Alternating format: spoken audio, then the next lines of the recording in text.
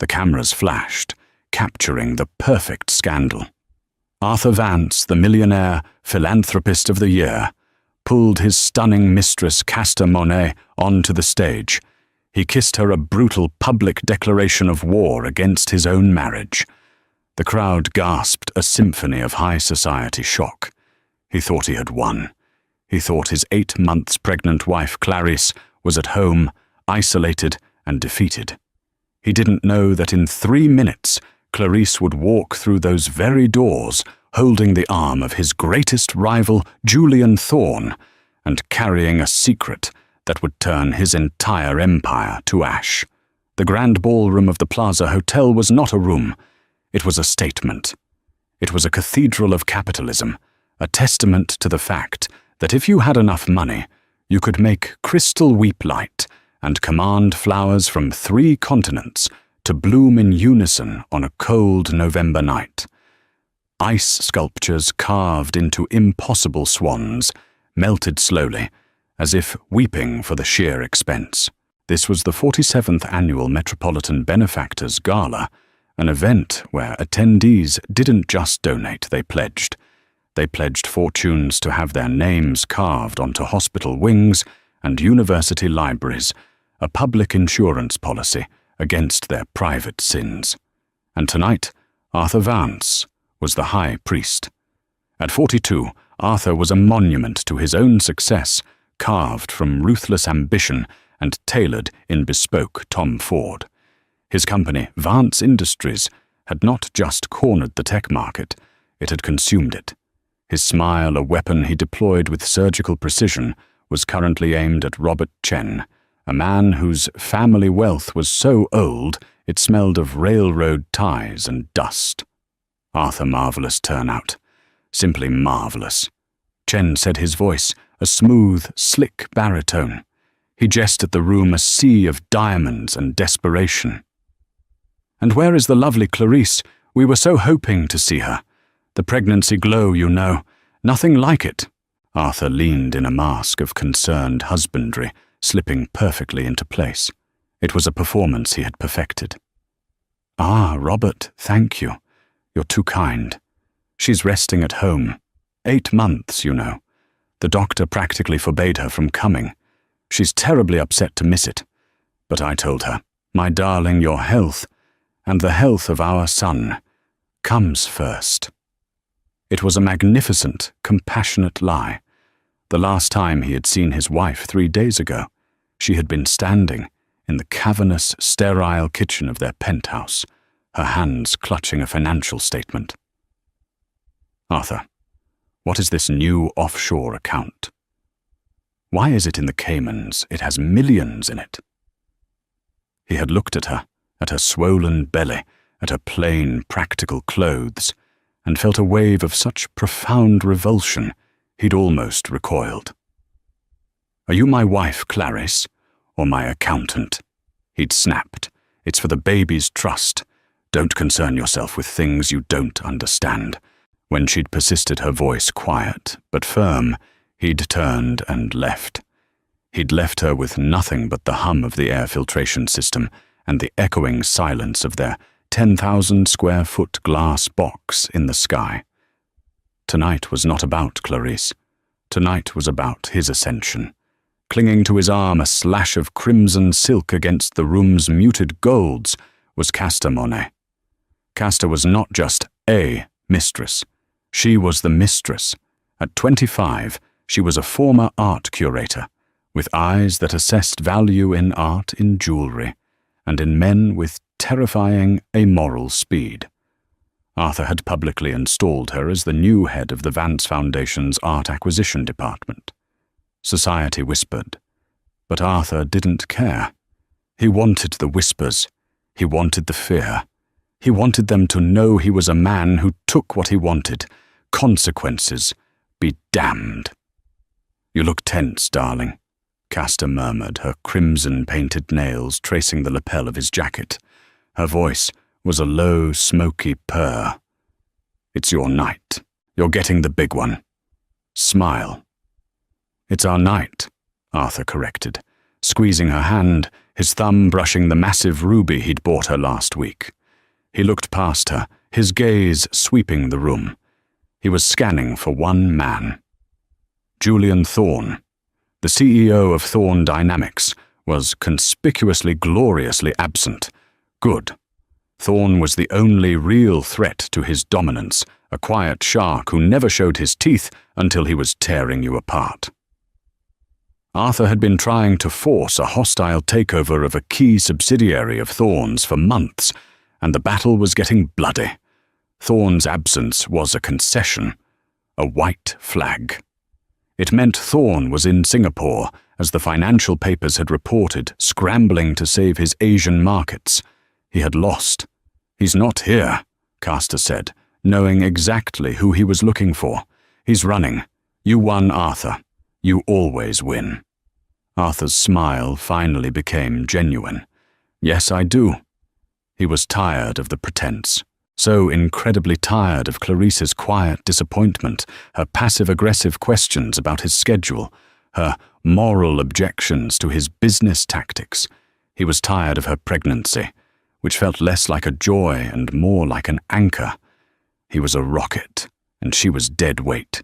He had married her 6 years ago, the sad, bookish daughter of a failed tech dreamer. He had given her a name, a home, a life, and in return, she had given him ballast. Tonight, he would cut the rope. "Ladies and gentlemen," a voice boomed from the stage, "if you could please take your seats. The awards presentation will begin momentarily." Arthur guided Castor to their table. Table 1, front and center, directly in the blast radius of the stage lights. He felt the weight of hundreds of eyes on them. They saw the billion-dollar man. They saw the young, vibrant, beautiful woman at his side. They noted with delicious, hushed speculation the absence of the 8 months pregnant wife. This was exactly what he wanted. "You're sure she won't show up?" Castor whispered, a tiny flicker of insecurity in her voice. "She could, you know, just to make a scene." "I told you she's not coming," Arthur said, his voice a definitive snap. "She doesn't have the spine. She's home. Probably knitting or crying. It doesn't matter. After tonight, nothing that happened before matters. I'm going to give a speech, accept the award, and then, my darling, I'm going to introduce the world to my real partner. The pretense is over." He was about to be named Philanthropist of the Year. It was the ultimate irony, a shield of respectability he'd paid millions for. And he was going to use that shield to commit the most public, brutal execution of a marriage this city had ever seen.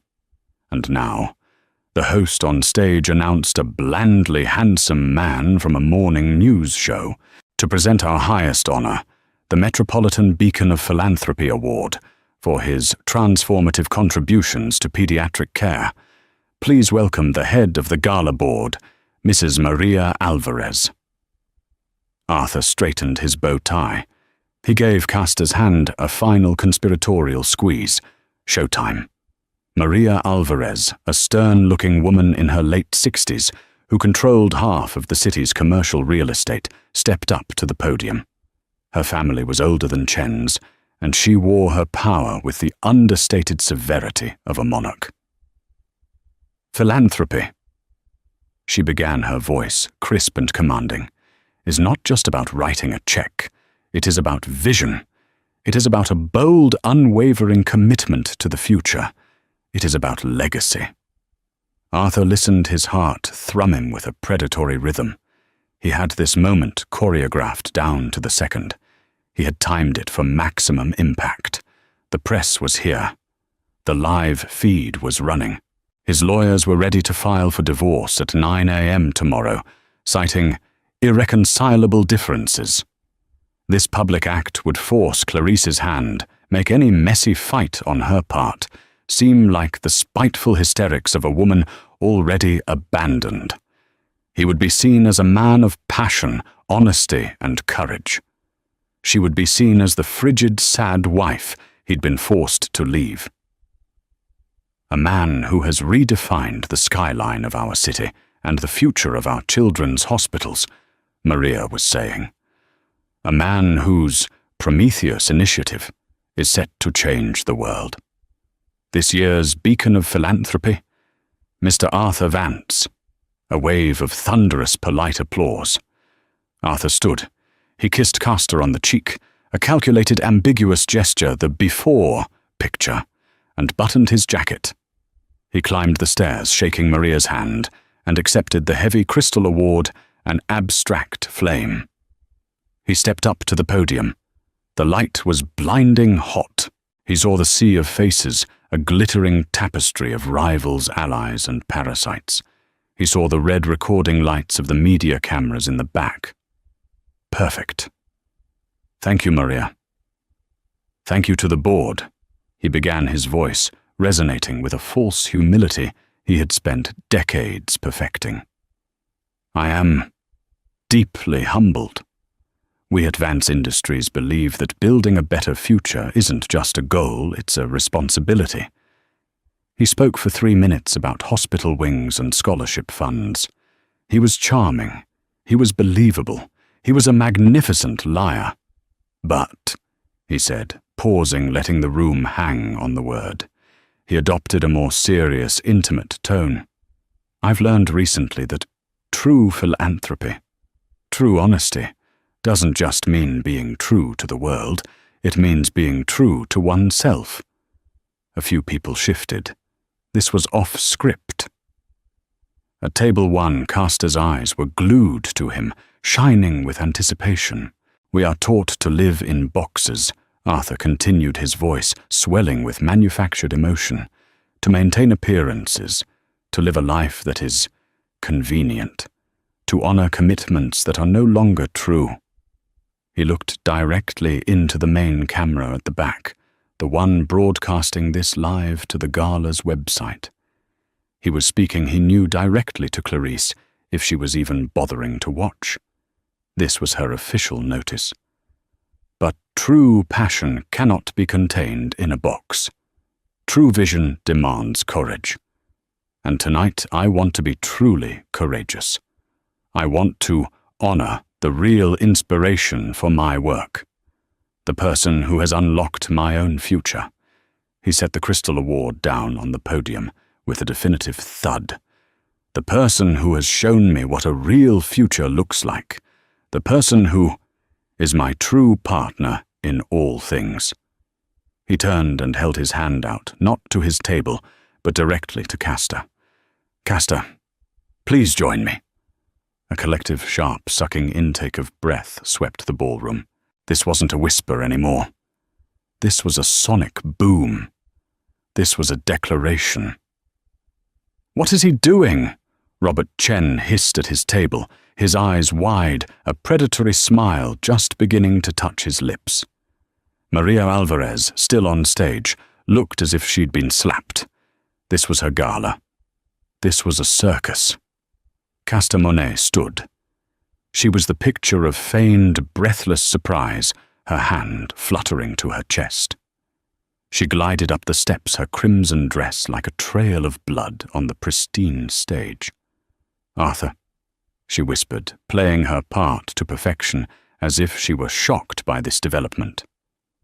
This, he announced to the silent, horrified, and utterly thrilled room, is the future of the Vance Foundation. This is the woman who has shown me what genuine passion is. And I can no longer live a lie, Arthur declared. He wrapped his arm around her waist, pulling her flush against him.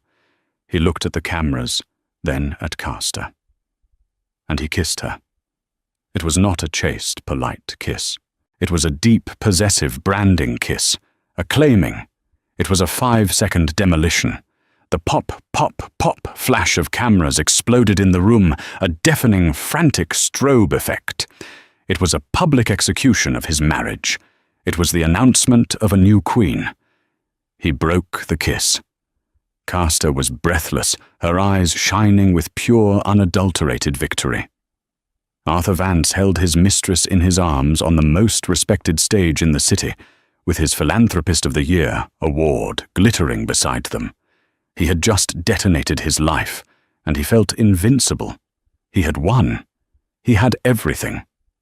And then from the back of the ballroom, the grand oak doors opened with a soundless, heavy swing. The opening of the doors sucked the sound from the room. The frantic clicking of cameras stuttered and stopped. The whispers died.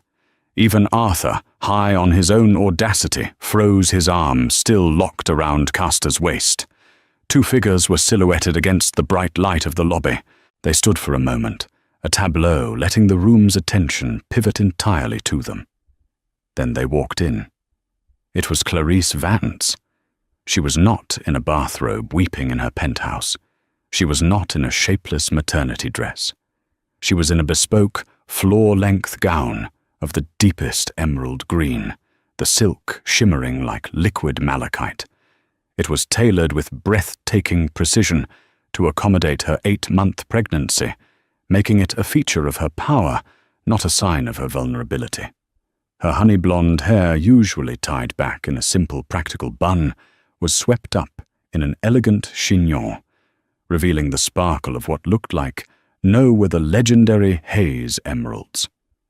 The necklace and earrings were heirlooms of her disgraced family pieces Arthur hadn't seen in 6 years. He'd assumed she'd sold them. She looked radiant. She looked regal. She looked completely, terrifyingly serene. But it was the man she was with that caused the second, more profound wave of shock, the one that made Robert Chen drop his champagne flute. His hand was placed respectfully, protectively at the small of her back. He was tall, with a stillness that was more intimidating than Arthur's brash energy. He wore a simple, perfectly cut black tuxedo, and his eyes, a piercing grey, swept the room with the cool disinterest of a man who owned everything he saw. It was Julian Thorne. Julian Thorne, CEO of Thorne Dynamics, Arthur's mortal enemy. The one man in the city whose net worth rivaled his own. The man who was supposed to be in Singapore, defeated and irrelevant. Arthur's blood ran cold. This was wrong. This was impossible. This was not the plan. On stage, Castor's triumphant smile faltered her face, turning a pale, sickly white beneath her makeup. "Arthur," she whispered, her grip tightening on his arm, her nails digging into his sleeve. "What is she doing here? Who is that? That's Thorne. Why is she with Thorne?" Arthur couldn't answer. He was paralyzed by the sheer wrongness of the image. It was a glitch in his reality. Clarice and Julian didn't look at the stage. They didn't look at Arthur at all. They advanced with a slow, deliberate confidence, parting the sea of shocked guests. The gala's coordinator, a panicked woman named Clara, rushed toward them, wringing her hands. "Mrs. Vance, Mr. Thorne, we didn't have you on the list together. Your table. Mr. Vance's table is right here at the front." "We're not here for table 1. "Clara," Julian Thorne's voice, cut through the silence, calm, clear and carrying.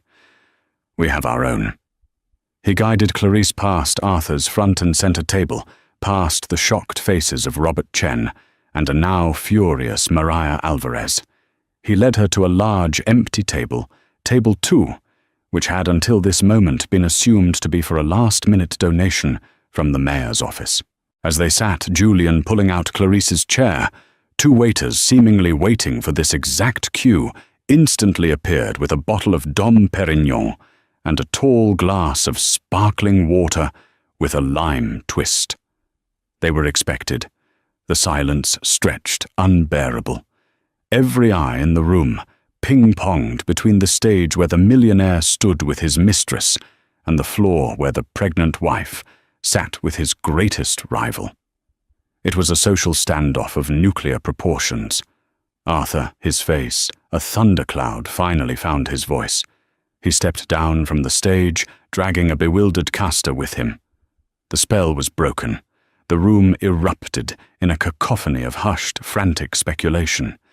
"This is a joke," Arthur snarled, his voice low and dangerous for Castor's ears only. "He's trying to humiliate me." He's parading my wife around to get back at me for the takeover. He's succeeding." Castor shot back, her panic turning to anger. "Your wife is here with Julian Thorne, Arthur. Do something. This is our night." Arthur stalked across the 20 feet of plush carpet separating the two tables. He felt like he was wading through cement. The media was back, cameras flashing, reporters scrambling from the back of the room, held back by overwhelmed security. This was no longer a scandal. It was a war. He slammed his hands down on their table. The silverware jumped. "Clarice!" he spat. Clarice, who had been calmly unfolding her napkin, looked up. Her blue eyes were not filled with tears. They were not filled with anger. They were clear, cold, and assessing, like a surgeon about to make the first cut. "Arthur," she replied, her voice even almost conversational. "You forgot your award." Julian Thorne sipped his champagne, his eyes fixed on Arthur over the rim of the glass. "Vance, a dramatic speech. You've always had a flair for the theatrical, and for redundancy." "What the hell is this, Clarice?" Arthur demanded, ignoring Julian. His voice was a low growl. "What are you doing with him? You were supposed to be home." "Yes, I know, that's where you left me," Clarice said, her voice carrying just enough for the surrounding tables to hear. "But as you said, Arthur, one must be true to oneself. I felt I simply couldn't miss your big night. You've made so many announcements. You're making a fool of yourself," he hissed, leaning in his face inches from hers, "and of me. Get up. Leave. Now." "I don't think so," Julian Thorne said, placing his glass down with a soft, definitive click. "Clarice is my guest tonight. And as it happens, my new business partner." Arthur recoiled as if struck. "Your what business partner?" Julian repeated, as if to a slow child. "It's a very simple concept. Two people, working together. You should try it sometime." "You're insane," Arthur spat, looking at Clarice. "You're signing papers you don't understand. He's using you." "Oh, I understand exactly what I've signed, Arthur," Clarice said. She smoothed the napkin on her lap. "For the first time in 6 years, I understand everything." She looked up, her gaze finally meeting his, and the smile she gave him was the coldest thing he had ever seen. It was a smile of finality. "My name," she said, "is Clarice Hayes, and I believe you have something of mine." The name Hayes landed in the room with the solid, dull thud of a coffin lid. Arthur Vance's world tilted. Hayes. Of course, he had forgotten. No, he hadn't just forgotten, he had actively, arrogantly dismissed it. When he married Clarice Hayes 6 years ago, she was just the quiet, bookish daughter of a disgraced, bankrupt tech pioneer, Dr. Aris Hayes. Her father had been a legend, a visionary in the 90s, until his company, Hayes Innovations, imploded. The story was that Aris Hayes was a dreamer, not a businessman, and he'd driven his company into the ground, dying in obscurity, his reputation ruined. Arthur, then a junior partner at a ruthless venture capital firm, had been part of the team that picked the company's bones clean. He'd met Clarice at the funeral. He'd seen her as a sad, beautiful, and most importantly, uncomplicated asset.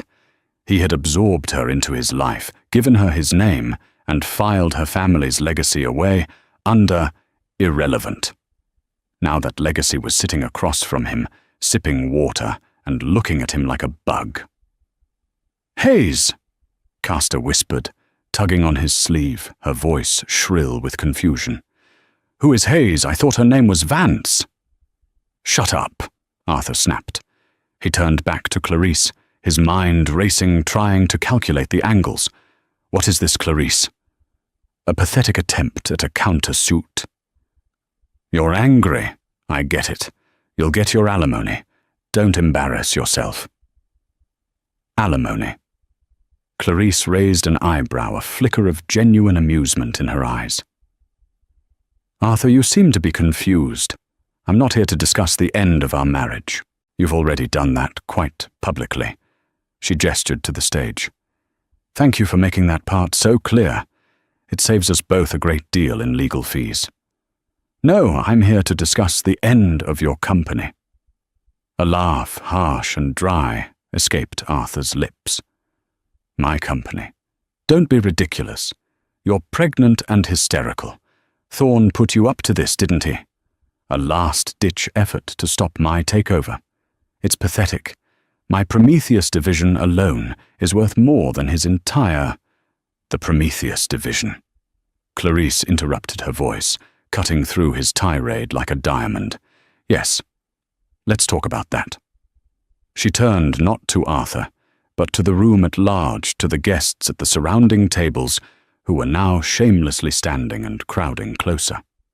For 6 years, Clarice said, her voice now ringing with a clear, cold authority.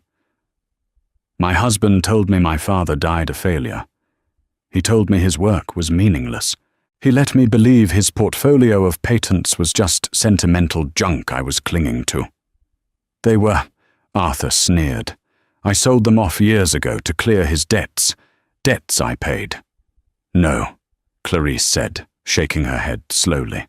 You didn't sell them. You transferred them. On our honeymoon, you had me sign a stack of papers. You said it was to consolidate our estate. I was 24. I was in love. I was a fool.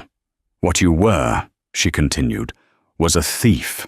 You transferred my father's entire intellectual property portfolio to a shell corporation you owned in Delaware for the sum of $1.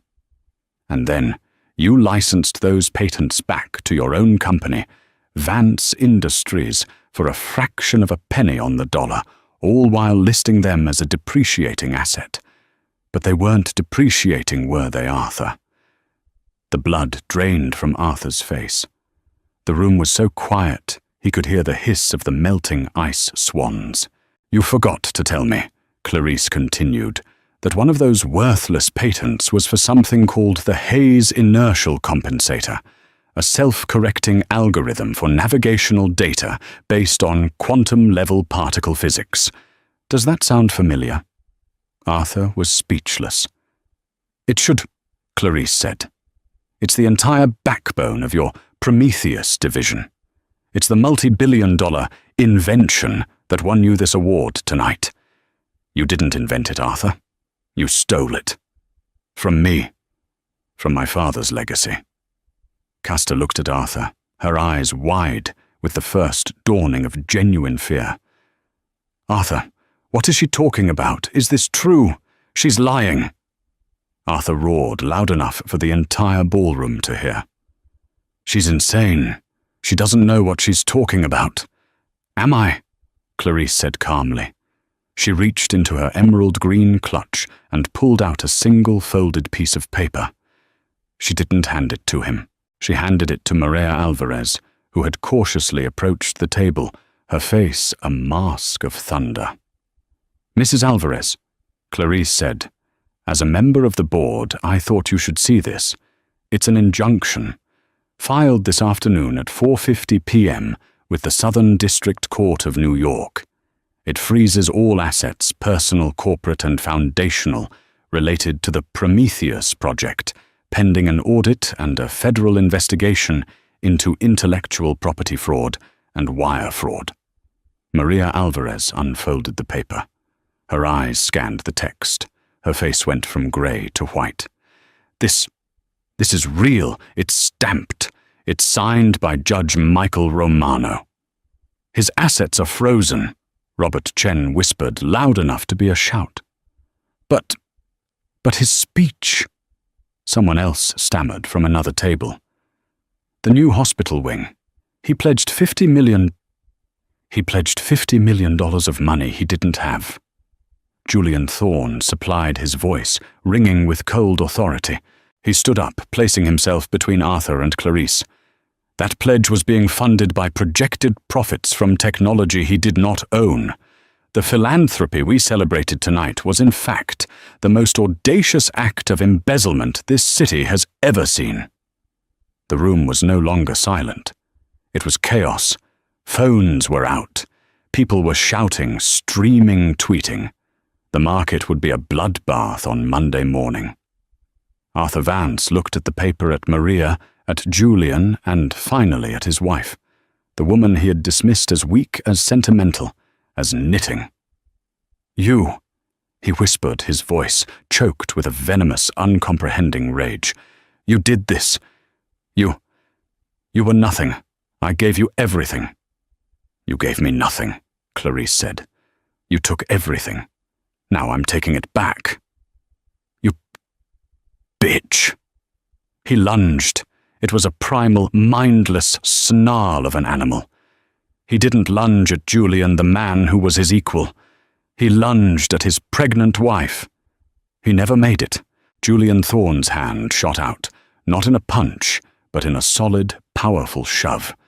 He caught Arthur square in the chest. He didn't just stop him, he propelled him. Arthur, a man who hadn't been physically challenged in 2 decades, stumbled backward, his arms windmilling. He crashed directly into the 6-foot-tall champagne tower. The sound of shattering glass, thousands of flutes, was like a bomb exploding. The hiss of $1,000 worth of champagne, the screams, the chaos, it was the sound of the end. Arthur Vance lay on the floor, drenched in Dom Perignon, and failure staring up at the crystal chandelier. Clarice Hayes stood up her hand on her pregnant belly. She looked down at her husband, her face a mask of cold, clean pity. "The lie," she said, "is over, Arthur. You wanted a new beginning. Congratulations." This was not a spontaneous act of revenge. It was a demolition. It had been planned for 6 months, with the precision of a military campaign. The first crack had appeared, not as a bang, but as a whisper. 4 years into their marriage, Clarice had given up trying to connect with Arthur. He was a creature of surfaces, and she was a creature of depth. Their life was a cold, beautiful prison. Then she got pregnant. She had hoped, with a naivete she now despised, that it would change him, soften him, bring them together. It did. It made him colder, more distant, more cruel, and more careless. 6 months ago he had come to her in her study, all smiles and false affection. He'd slid a document across her desk, a simple post-nuptial update, his lawyers called it. Just cleaning up the estate for the baby. Arthur had smiled, his hand on her shoulder. A formality. Clarice, desperate for any sign of partnership, had almost signed it. But a single clause buried on page 42 snagged her attention. All prior intellectual property and outstanding familial inheritances, dormant or active, shall be considered marital assets under the sole stewardship and discretionary control of the Vance-controlled trust. Sole stewardship. Discretionary control. "This looks like I'm signing away my family's name, Arthur," she'd said, trying to keep her voice light. Arthur's reaction had been explosive. The mask hadn't just slipped, it had shattered. Ungrateful, he'd called her. Stupid. Paranoid. "Do you have any idea what I've given you? Sign the damn paper, Clarice." He'd stormed out. That night, for the first time, he didn't come home. The next day she saw a gossip site photo of him dining with Castor Monet. That was the moment the wife died, and the heiress woke up. Clarice had gone to the one person her father had ever trusted, the one name he had mentioned in his final heartbroken days. His former protégé, a brilliant young engineer who had idolized her father's work, a man who had been pushed out of Hayes Innovations by the same venture capital firm that Arthur Vance worked for, Julian Thorne. She met him not in a boardroom, but in a public cafe in Brooklyn, far from the eyes of Manhattan. She was bundled in a simple coat, unrecognizable as the wife of Arthur Vance. "Clarice Hayes," Julian said, standing as she approached. He hadn't seen her since her father's funeral a decade ago. You look, well. I'm not, she said, sitting her hands trembling. Julian, I need help. I think my husband is trying to steal from me. She showed him the post-nup. Julian read it, his face growing darker with every page. This isn't a post-nup, Clarice. This is a theft. What familial inheritances does he mean? I don't know, she confessed. My family. We lost everything. All that's left are my father's papers, his old patents. Arthur always said they were worthless. Julian's eyes locked on hers. Worthless, Clarice. What patents? That night she let him into the climate-controlled storage unit in Queens where she kept her father's archives. It was a sterile, sad room filled with boxes. For hours, Julian Thorne, a titan of industry, sat on the dusty floor, poring over schematics, old code, and legal documents. At 3:00 a.m., he held up a single 80-page document bound in blue. My God, he whispered. What is it? Clarice asked, her heart pounding. This, Julian said, his voice shaking with a mix of reverence and cold fury, is the Hayes inertial compensator, your father's Project Icarus. The world thought it was a failure. Arthur, his firm, they were the ones who leaked to the press that it was a financial black hole. They're the ones who bankrupted him. He looked at her, his eyes blazing. Clarice, this isn't just a patent. This is the entire basis for Vance Industries' Prometheus division. It's his flagship product. He didn't just discover it. He buried your father, married you, and stole his life's work. It's all yours. The scale of the betrayal was staggering. Arthur hadn't just married her and set her aside. He had targeted her. He had married her for her father's dormant genius, planning all along to plunder it. His entire empire was built on her father's grave.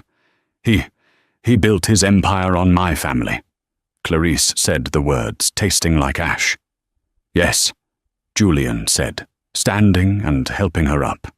And now we're going to bury him with it. For the next 6 months, they worked in secret. Julian's forensic accounting team, operating under the cover of a hostile takeover defense, dug into Arthur's finances. They found the Delaware Shell Corporation. They found the $1 transfer. They found the fraudulent licensing agreements. They found the Cayman Islands account, the one she'd asked about, where Arthur was siphoning off the real profits. Clarice, meanwhile, transformed. She wasn't just a victim. She was the daughter of Aris Hayes. She began to read her father's work to understand it. She started sitting in on Julian's meetings, learning the language of the world that had been stolen from her. She found her steel. Her pregnancy was not a weakness. It was a deadline. Her child would not be born into a liar's house. They discovered Arthur was leveraging the fraudulent Prometheus profits to finance his hostile takeover of Julian's company. He was using Clarice's own legacy to try and destroy her only ally. It's a house of cards, Julian explained 2 weeks before the gala. He's over-leveraged. He thinks he's a king, but he's a jester balancing on a beach ball. One push, and it's all over. The gala, Clarice set her hand on her belly. The Philanthropist of the Year award. That's his coronation. Yes, Julian said. He's planning to announce his new Vance Foundation wing, and my sources say his new partner. Castor Monet, Clarice said. She had known about the affair for a year. It was the least of Arthur's betrayals. He's going to humiliate me. He's going to try, Julian corrected, but he's arrogant. He'll do it publicly, and when he does, he'll be standing on a trap door. You'll be the one holding the lever. The plan was set. The injunction would be filed at 4:50 p.m., just before the gala. The bank's fraud department, run by a man whose career Aris Hayes had once saved, would execute the asset freeze at 5:00 p.m. Arthur, obsessed with his big night, wouldn't check his accounts. "He'll be on that stage a billionaire in name only," Julian said. "He'll deliver his own eulogy. And then you'll walk in." "He'll be angry," Clarice had said, her voice steady. "He'll be a trapped animal," Julian replied. "And you will be the hunter. Are you ready?" Clarice thought of her father, of the 6 years she'd spent as a ghost in her own home, of the child she was bringing into this world. "Yes," she said. "Let him have his party. We'll bring the fireworks." Back in the ballroom, the scene was one of total pandemonium. Arthur Vance, drenched in champagne, and failure was being helped to his feet by 2 bewildered security guards. He was sputtering his face, a grotesque mask of purple rage. "Get your hands off me. Do you know who I am?" "We do," one of the guards said, his voice flat. "Mr. Vance, we need you to come with us." "This is my event," Arthur screamed, swatting at them, trying to regain a shred of dignity while soaked to the bone. "Not anymore," Maria Alvarez said. She had her phone to her ear, her face ashen. She was no longer a society doyenne. She was a CEO in crisis. "I've just spoken to our legal counsel. The gala board is rescinding the award effective immediately. The police are on their way. We've been made complicit in a massive fraud." The word police sobered Arthur instantly. He looked wildly around the room. His friends, his allies. Robert Chen was already on the phone, his back to Arthur, no doubt speaking to his broker. The text on his screen would read, "Short Vank, all of it." The other guests were filming their faces, a mixture of horror and giddy Schadenfreude-fueled excitement. This would be the story of the decade. And Castor. She had backed away from the table, her crimson dress now splattered with champagne and shards of glass. She looked at Arthur not with concern, but with cold reptilian calculation. She was re-evaluating. The man she'd attached herself to was no longer a king. He was a liability. "Arthur," she started, her voice high and trembling. My foundation, the money, the acquisition fund you promised me.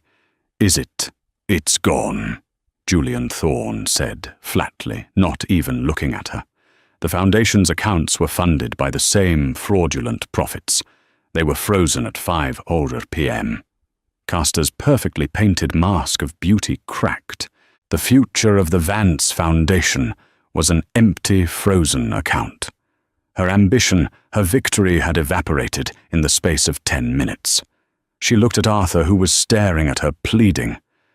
"Castor, baby, we can fix this." She took a step back. "You," she whispered, her voice filled with venom.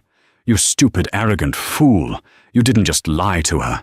You lied to me." Without a backward glance, she turned, gathered her ruined dress, and shoved her way through the crowd, pushing past a reporter. She was gone. Arthur saw it. He saw his mistress abandon him. He saw his rivals filming him. He saw the security guards closing in. And he saw Clarice standing tall and serene with Julian Thorne at her side. "You," he seethed, all his rage, all his humiliation, focusing into one burning point. "You did this to me. You were nothing, I made you. I took you out of that sad little life." "You made me a prisoner," Clarice countered, her voice ice. "My father's work made me an heiress. You just forgot who you were robbing." "I'll destroy you," he vowed, a last desperate threat. "I'll take the baby. I'll tell the world you're an unfit mother, that you're insane, that you're sleeping with him." He jabbed a wet, shaking finger at Julian. Julian stepped forward, and for the first time his voice was not calm. It was lethal. "You will do nothing, Arthur. You will spend the next year in depositions. You will spend the year after that in court. The SEC, the IRS, the Southern District of New York. They are all going to be very interested in the last 10 years of your life. You're not going to have time to slander anyone. You're going to be too busy trying to stay out of federal prison. The fight drained out of Arthur. He was, for the first time in his adult life, utterly and completely finished. He had no moves left. He had kissed his mistress on stage, believing he was sacrificing his queen, only to find out he had been in checkmate for 6 months. The security guards took his arms firmly this time. "Mr. Vance, this way. Now." They began to walk him, not toward the grand entrance, but toward the service exit past the kitchens, the path of shame. As he passed his wife, Arthur Vance stopped one last time. His eyes were no longer fiery. They were hollow dead. It was just business, Clarice.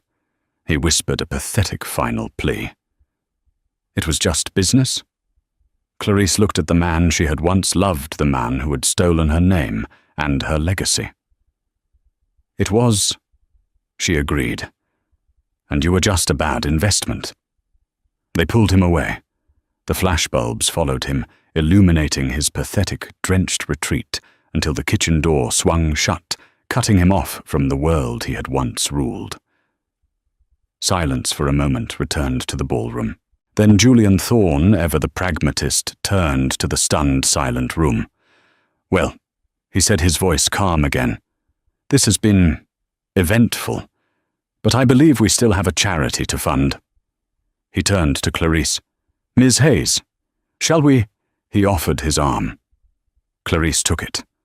Together they walked out of the ballroom, not through the service exit, but through the grand entrance, as hundreds of people stood and watched. Some, like Maria Alvarez, even began to applaud. It started as a trickle, then grew. It was an applause of respect, an applause for the woman who had come to her own execution and turned it into her coronation. The downfall of the House of Vance was not just swift, it was absolute. The Monday morning markets opened to a bloodbath. Vance Gallagate and Prometheus a Phantom were on the cover of every paper. Vance Industries' stock, built on the lie of the Hayes compensator, plummeted 98% in the first hour of trading before the SEC halted it, entirely wiping out $40 billion in shareholder value. Arthur, out on bail, was a ghost. He was trapped in the penthouse, but the penthouse was no longer his. It was the courts, quickly affirmed, owned by the Hayes Trust, which Clarice's father had established to protect his primary residence. Arthur was a guest with a very short lease. His credit cards were declined, his bank accounts were frozen, his lawyers, seeing no money left to pay them, quit in unison. He was assigned a public defender. The man who had been celebrated for giving away millions was now filling out forms for financial aid. Casta Monet disappeared from New York society.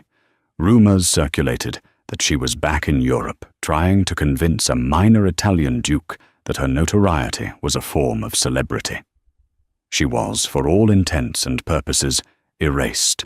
But as the House of Vance crumbled, the House of Hayes was being rebuilt. Clarice Hayes, with Julian Thorne as her partner and advisor, did not let Vance Industries simply die. She let it go into receivership. Then, using a portion of her now unfrozen and vast inheritance, she and Julian formed a new joint venture, Thorne-Hayes Dynamics. They didn't just buy the assets of Vance Industries, they surgically reclaimed them.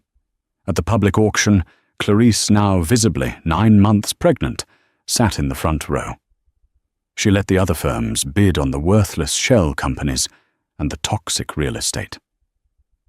She waited, and when her father's patents, the Prometheus portfolio, came up, she made one single overwhelming bid funded by the very Cayman Islands account Arthur had hidden. She bought back her father's legacy with her husband's stolen money. The first board meeting of Thorne-Hayes Dynamics was held a week later. Clarice, as chairwoman, fired the entire executive board that had been complicit in Arthur's fraud. She rehired the engineers, the real talent, who had been working on the Prometheus project, many of whom had known and respected Dr. Oris Hayes. "My father's work was never about profit," she told her new board, Julian, at her side. "It was about potential. Arthur Vance saw a tool for greed. We will see it as a tool for progress. We will rebrand, we will be transparent, and we will do what he never could. We will innovate honestly." 3 weeks later, Clarice gave birth to a healthy baby girl. She did not give her the name Vance. She named her Lily Hayes. Julian Thorne was named her godfather. The press photos were not of a beleaguered single mother, but of a triumphant CEO holding her heir with her business partner at her side. Clarice gave her first and only interview. She sat not in a sterile office, but in her father's old workshop, which she had bought and restored. What Mr. Vance did," she told the reporter, "was a betrayal of trust. Not just my trust, but the trust of his investors, his employees, and the public. He built an empire on a lie. Thorne Hayes Dynamics is built on a foundation of truth, my father's genius. I'm not here to be a businesswoman. I'm here to finish my father's work." The public, which had feasted on the scandal, was now captivated by the story of resurrection. Clarice Hayes was not the wronged wife. She was the avenging daughter. 1 year later, the grand ballroom of the plaza was once again filled with the city's elite. But the name on the banner was different. It was the first annual Hayes Foundation Gala for Ethical Innovation. The atmosphere was not one of backstabbing and whispers. It was bright, optimistic. The ice sculptures were of rockets and DNA helices. At table 1 sat Julian Thorne. He was watching the stage, a rare, genuine smile on his face. He was the godfather to the 6-month-old baby girl Lily Hayes, who was currently fast asleep with her nanny in a suite upstairs. On the stage at the podium stood Clarice Hayes. She was not in emerald green. She was in a striking, sleeveless gown of optic white. She was the picture of modern power. Last year she began her voice, clear and strong. Many of us were in this room when we were given a painful public lesson. We learned that philanthropy without integrity is just public relations. We learned that success without honesty is just a debt you haven't paid yet. The room was silent, hanging on her every word. My father, Dr. Oris Hayes, believed that technology should be a force for good. He dreamed of a world where innovation solved problems, not created them. For a long time, that dream was buried. Tonight we unearth it. She spoke of the Foundation's new projects funding for young female engineers, new navigational systems for disaster relief AI ethics programs. Tonight, she concluded, we are not just raising money, we are raising the bar. I am proud to present the first ever Aris Hayes Award for Integrity in Technology to... As she presented the award to a tearful young student from MIT, a single reporter from the Wall Street Journal checking his phone gasped. He had just received a news alert. Arthur Vance, former CEO, sentenced to 18 years in federal prison for wire fraud, securities fraud, and embezzlement. Judge Romano denied appeal, citing an extraordinary and sociopathic level of deceit. The reporter looked up at Clarice Hayes, who was shaking the hand of the student. She was beaming. She was free. After the applause died down, Julian joined her on stage. "You did it, Clarice," he said, handing her a glass of water. "You rebuilt his name." "We did," she corrected, taking the glass. She looked out at the room, at the empire she had built from the ashes of her husband's betrayal. She was not a Vance, a wife defined by a man. She was a Hayes, a woman defined by her own strength, her father's legacy, and the future she held in her hands. The light from the chandeliers caught the emerald on her finger, not a wedding ring, but her family's signet. She was no longer in a gilded cage. She had become the master of the house. The fall was absolute. The victory was total. Clarice proved that the quietest person in the room is often the most dangerous. What Arthur meant as a public execution, she turned into her resurrection. He thought he was kissing his future queen, but he was really just kissing his entire empire goodbye. Justice in this story wasn't just served, it was a 5-course meal. What did you think of Clarice's revenge? Was it perfectly calculated, or did Arthur deserve even more? We read all your comments, so let us know your thoughts below. If you love stories of epic karma and fortunes reversed, make sure to like this video. It tells us you want more just like this. And don't forget to share it with someone who needs to see that justice will eventually always find a way. Most importantly, if you haven't already, subscribe to our channel for more real-life dramas every single week. Hit that notification bell so you never miss a moment of the takedowns and twists we have in store for you. Thank you for watching,